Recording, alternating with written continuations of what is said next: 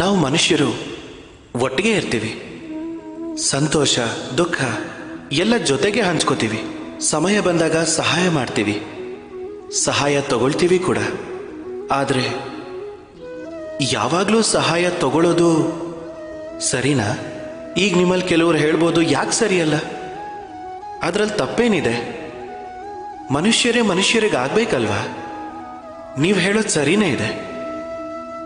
ಆದರೆ ಯಾವಾಗಲೂ ಸಹಾಯ ತಗೊಳ್ಳೋದು ಖಂಡಿತ ಸರಿಯಲ್ಲ.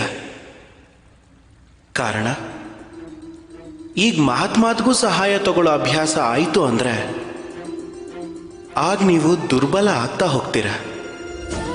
ನಿಮ್ಮದೇ ಒಂದು ದಾರಿ ಮಾಡ್ಕೊಳ್ಳೋದನ್ನು ಬಿಟ್ಟು ನೀವು ಮಾತ್ಗೂ ಇನ್ನೊಬ್ಬರ ಹತ್ರ ಸಹಾಯ ತಗೋತೀರ. ಇನ್ನೊಂದು ವಿಷಯ, ಸಹಾಯದ ಜೊತೆನೆ ಸೇರ್ಕೊಂಡು ಬರೋದು ಉಪಕೃತ ಭಾವನೆ.